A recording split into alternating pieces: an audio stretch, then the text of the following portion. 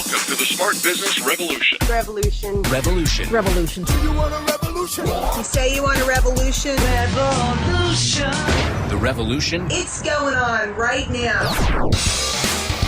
Welcome to The Revolution, the Smart Business Revolution podcast, where we ask today's most successful entrepreneurs to share the tools and strategies they use to build relationships and connections to grow their revenue. Now, your host for The Revolution, John Corcoran.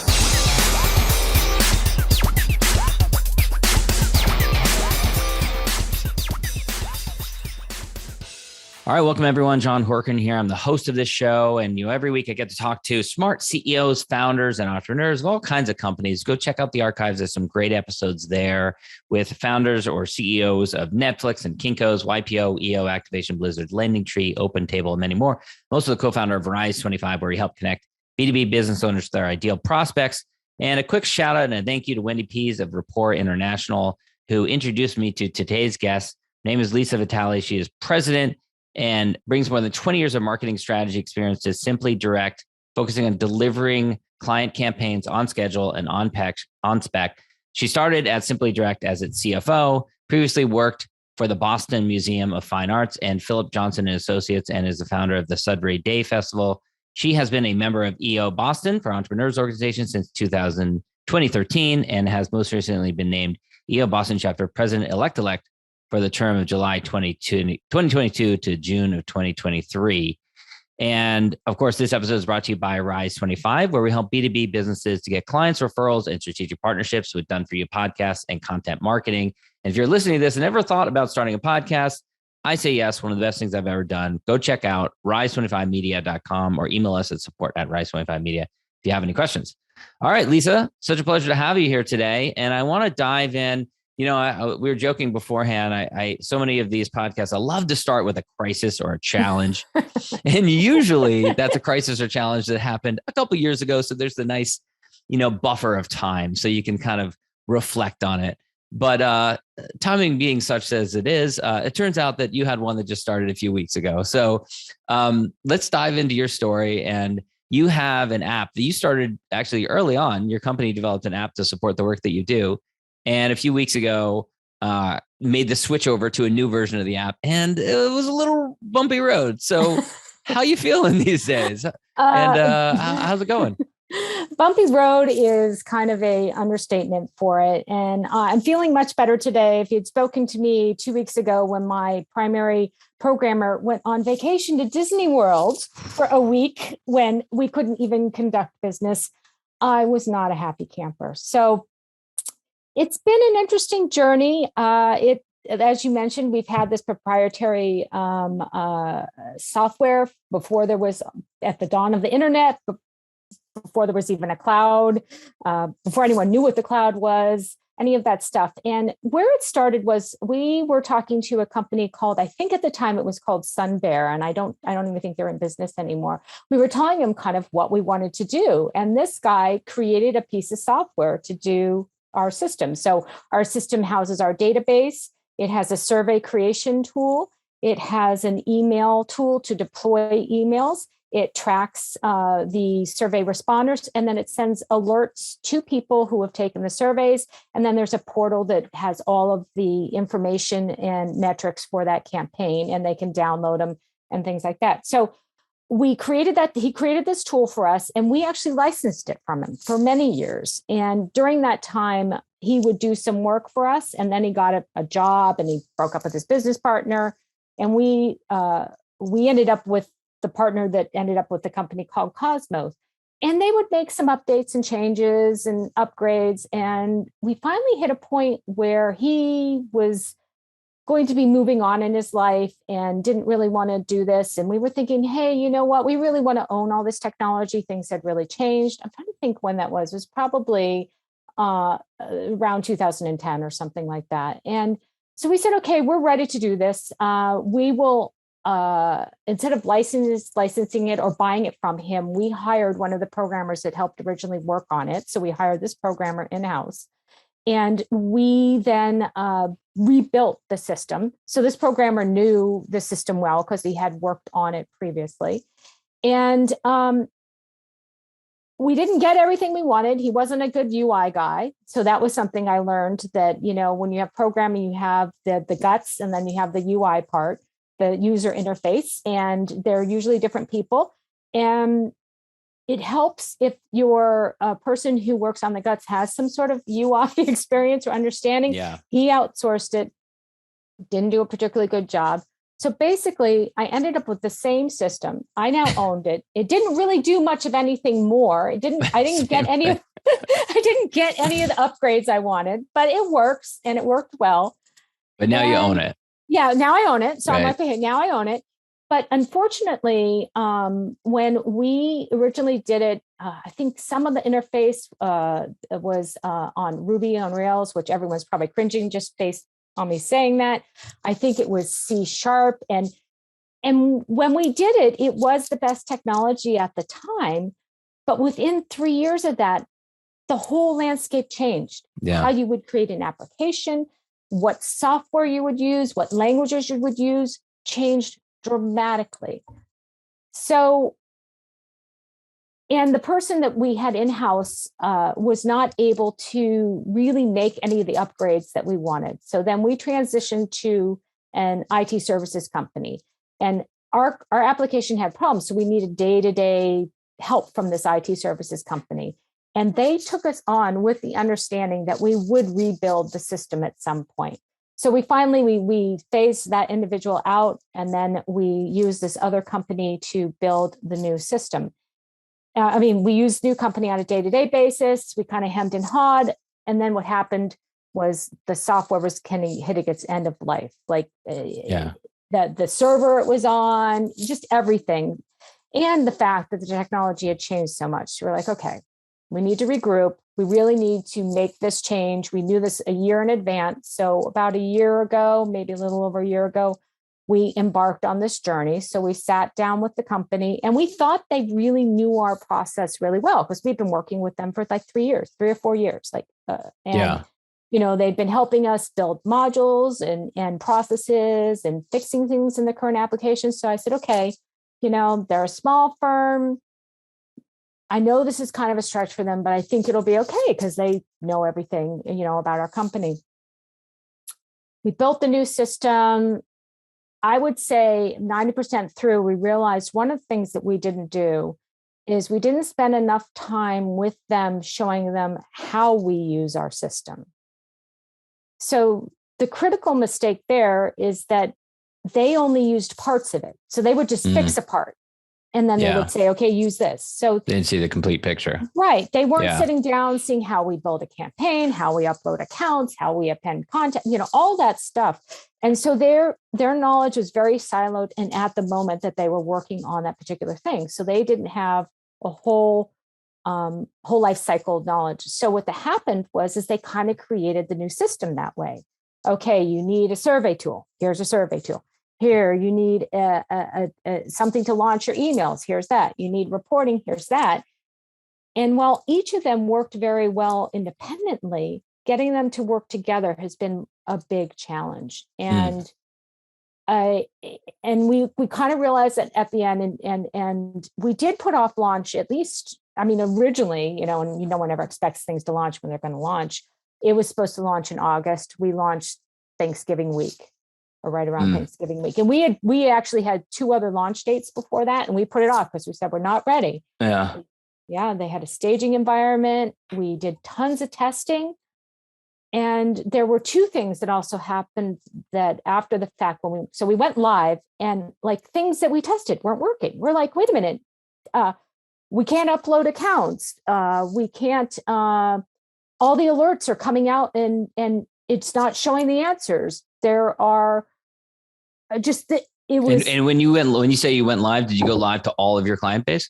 Yes, we had to go live. We tried to do a measured approach, but the old system was so overtaxed. Yeah. To give you an idea, this year we're up 60% over last year. Last year we were up 40%. So we didn't think the old system was actually going to make it to launch. So it was very, very overtaxed.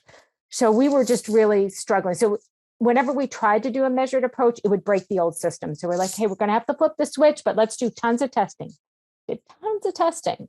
And the two issues with that, one was in the test environment, they put part of the database that we had. They didn't put 100% of the data into it.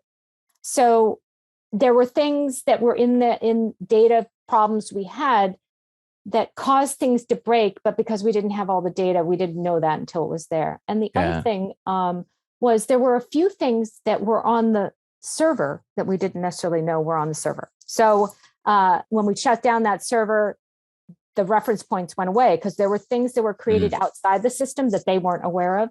So that one we wouldn't have necessarily known.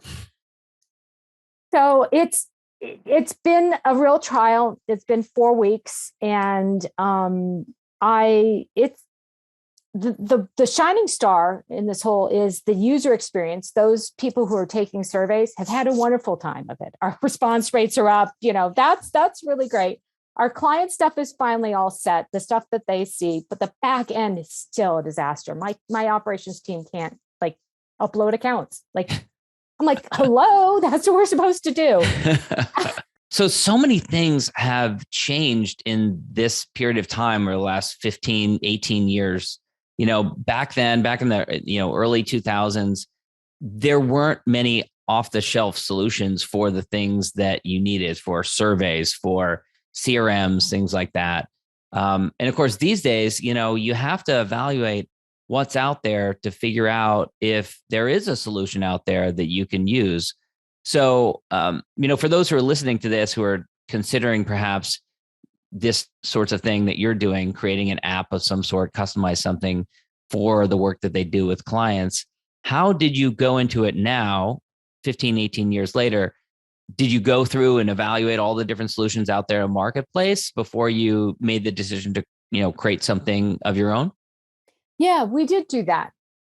We started this journey 2 or 3 years ago, and we evaluated, do we just use SurveyMonkey? Do we use Qualtrics? Do we use some other, various out of the box program applications, and then weave them together to do what we do?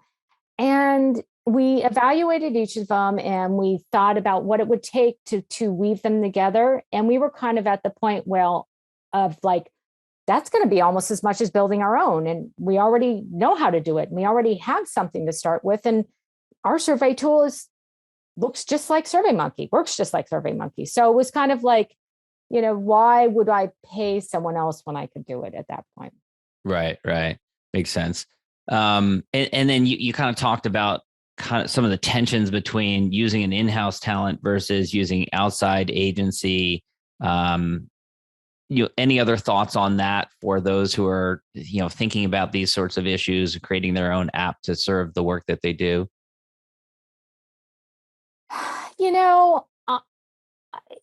I could go back and say that using the in-house probably wasn't the smartest decision, but he was a known entity and it did serve me well for what I needed. I think where it got to be hard was when I realized that he couldn't take us to that next level. And then we had to make that break. And that was hard. It's hard to make the transition. So in many ways, I'm actually going through that right now because I'm very unhappy with the IT services company that we're using. And we were talking to someone else I know that's a consultant. He wouldn't work for us. He has his own consulting business, but we're thinking, how do we make the transition from this IT services company to this consultant?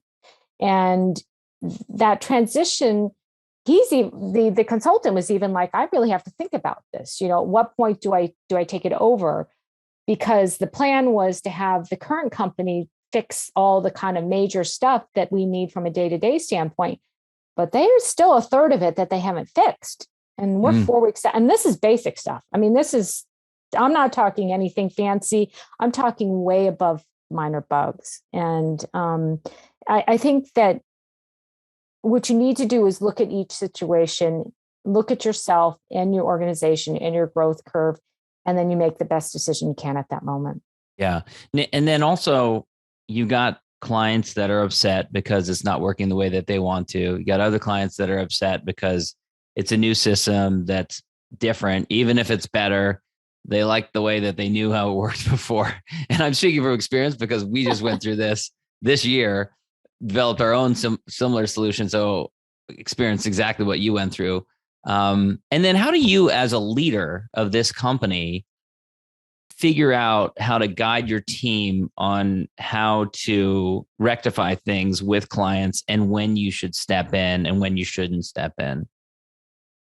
So I have a leadership team with 3 people, my director of operations, my director of sales, and my director of customer success. And I meet with the 3 of them every week, and then I meet individually with each of them every week. So I get a pulse together and a pulse apart. And I have been talking to them. We have a daily stand-up meeting every morning with everyone there. And we would give updates, and I would talk to people and say, if you need support, let me know. I would also talk to the director of customer success. I'm like, what does your team need? And I was very supportive of whatever they requested. And I, very early on, I said, hey, comp as many leads as you need to for certain clients. Like at first they were like, we just want to give everyone 10 free leads or whatever. And I said, no, let's be thoughtful about this. I'm willing to give that to anyone who needs it. I have one client I just had to give 50 to keep them. They were a big client. I said, but let's pick and choose, those people that you really need to do it with. And then, I also, about 3 weeks in, they said, we definitely need you to write our clients and give us some cover. So I sent individual emails to all our clients and all our client sales teams. And I will tell you, like anything in life, you don't really hear that much back, but I got 5 responses, and the 5 people actually like the new system. They like the new portal. They like their part of the interface, and they were very sympathetic. They had all gone through themselves. Interesting. Let's talk about the business a bit. So you were involved with the business at the very beginning. Your husband also is in the business, and he had a business partner. And about 11, 12 years ago now, in 2009, you made a decision to buy out the business partner, and you met someone who was going to help you sell the business, but you had an interesting conversation because that person told you something you weren't expecting. So tell us about that. Yeah. So it was kind of contentious. So after 3 years, we finally parted with my husband's business partner. And this consultant, his name is Paul Thomas. He's actually a professor, I think, of entrepreneurship at Northern State Arizona University. I think I have that right. Anyway, he's a great guy. And he has been CEO and president of many startups and companies. He hadn't started a company of his own, but he met with us and he was going to help us sell the business. And after talking to me about 4 hours, he looked at me and he said, you should be running this business. Your husband should not. He should be doing sales, which he's really good at. And I was like, I started panicking, literally having a panic attack. I'm like, I can't do that. I can't do that. He said, let me talk to your husband. And he spoke to me. Pause right there. What do you think he saw in you that caused him to say that? I think he saw someone. I'm an integrator. I'm someone that makes things happen. I'm not as much of a visionary, but if you have a vision, I will make that happen. I have very good follow through. I'm very thorough. I'm very thoughtful. I'm very empathetic, and I'm very conscious. Mm-hmm. And I have the courage to make tough decisions. So given all those things, why did you have a panic attack? Seems like a good fit to me. Yeah, but I didn't know I had those skills. You know how somewhere along the line, someone tells you have those, and all of a sudden you're like, yeah, you're right. I actually do have them. I had forgotten, I was a stay-at-home mom.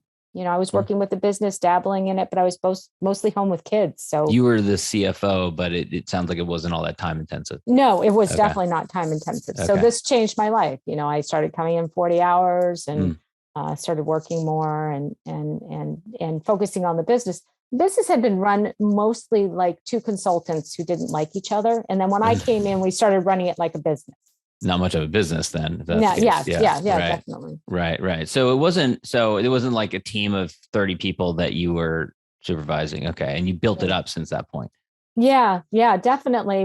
There are 16 of us now. Mm. At our high point, I think there might have been 18 of us. We've had ups and downs, definitely. It's been an interesting journey.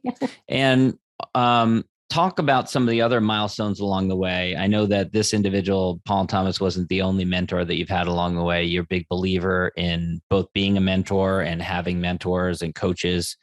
So talk about some of the other coaches that you've had. Yeah, so I think where my journey with coaching began was when I joined EO about 9 to 10 years ago. And that is a group where it's peers coaching each other, and you're trained how to coach, and someone has a particular issue, and then you share around that issue. So I got a lot there during that particular experience. And then through that group, I've met a couple of different coaches who have helped me over my life. But where I think external coaches took the biggest, where I took the biggest step with them is my husband is 65 and he wanted to retire. So he retired about 2 years ago from the organization. And I have a very junior leadership team. The oldest person's 40. And I hired an executive coach for them. I wanted to coach my team up because also with my husband retiring, I want to spend time with him too. So I want to phase out. And that particular coach is Bill Flynn from Catalyst Growth Advisors. And he has really been instrumental in helping my team look out instead of down. A lot of teams, especially when they're younger, they really want to have a lot of wins, like a lot of to-dos, and you check that off and yeah. And it's hard to get them to look outward, to think where you need to go and to be that way. So that coach has been very, very helpful for me too, and we've experienced tremendous growth this year, up 60% over last year, wow. 40% over the year before. So very extensive from there. Wow. And then talk about what role mentoring has played for you being a mentor to others. Yeah. So I am actually Wendy P's mentor right now. I don't know if she told you that. Oh, no, she didn't. Yeah. I'm mentoring her through EO. Nice. It's an interesting experience to do that. And I mentored someone last year during the height of the pandemic, and they had an exercise studio. So that was a very interesting experience. Wow. Challenging. To mentors. Yeah. I'm like, I'm sorry. How do you feel about making hand sanitizer? I know. I think she that woman is amazing what she did to get through this pandemic. Cool. She's going to go far. But that journey started with her and with Wendy. And also about the time I really started thinking about being EO president elect of EO Boston.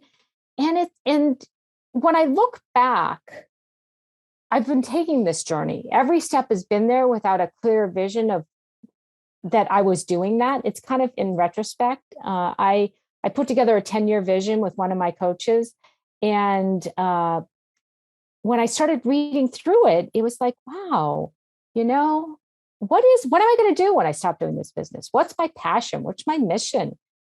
And I really want to help leaders create leaders within your organization, help bring them up so that the age old, so you can work on the business instead of in the business. And I think that that's kind of where I want to end up. What are you most excited for now? Business has grown tremendously over the last 2 years. As you look ahead towards the future, we're recording this at the end of December 2021. So New Year's is right around the corner. What are you excited about next year? Other than getting the app working flawlessly, of course. Well, I was going to say, I'm actually most excited about this application. It is really cool. It is even the old one that was dying was a really cool application. And I don't think we have monetized it enough in the sense that I think we've always thought of us as a lead gen company, which we are, but we also have this great tool. I could have been SurveyMonkey if I had the imagination. I could have been Constant Contact if I'd had the imagination. My tool did all this stuff, but I didn't have that kind of imagination. So I want to look at it in a more creative, forward-thinking way. That's great. I want to wrap things up with the question I always ask, which is my gratitude question. So I'm a big fan of expressing gratitude, especially publicly, to those who you feel a bit indebted to. So if you look around, particularly at your peers and contemporaries, however you want to define that, who do respect? Who do you admire? Who are people that you would want to acknowledge for helping you along the way in your journey? There are so many because of the way Entrepreneurs Organization works. My forum, there are 5 of us that have been together for 10 years, and they have helped me through children crisis, my husband retiring. I was estranged from my father for 35 years. They helped me, get back in touch with him, helped me through the business dropping $1 million in 12 months and how to overcome that, and how to withstand growing 60% in a year. They've been phenomenal. And I can't even name, as a group, they've been really phenomenal in helping me. I've seen a lot of amazing things in EO, and I haven't even been in it for very long, but being estranged from your father from 35 years, did your forum inspire you to mend that? They did. And one thing they did is there was a story when I was very much, I was angry at my father for not trying enough to stay in contact, even though I'm the one who had broke it off. And one of my EO forum mates said to me, because he had had issues with his father, he said, after his father passed, he realized that his father gave more support to his brother than him, and he resented that. And he said, I realized in hindsight that my father did that out of love, not because he didn't love me, but because he loved me. And that shifted my world. And I thought to myself, well, maybe my dad isn't in touch with me because he loves me, because he's respecting the fact that I said, don't do that, because it was very destructive to me, our relationship. And it allowed me to let him back in. It took a lot of years after that, but I changed. I forgave him. I moved on. It was a very transformative experience, and it's transcended my entire life. It's amazing how that can have an impact in other areas of your life, in business and whatnot. Yeah, it's all intertwined. There's no separation. Right. Lisa, this has been wonderful. Thank you for taking the time to talk to us. Where can people go to learn more about you and connect with you? Well, I am on LinkedIn, and our website is simplydirect.com. And we do have a Twitter account and Facebook, but I'm pretty easily found. All right, Lisa, thanks so much. Thank you, John. Thank you for listening to the Smart Business Revolution podcast with John Corcoran. Find out more at smartbusinessrevolution.com. And while you're there, sign up for our email list and join the revolution. Revolution. And be listening for the next episode of the Smart Business Revolution podcast.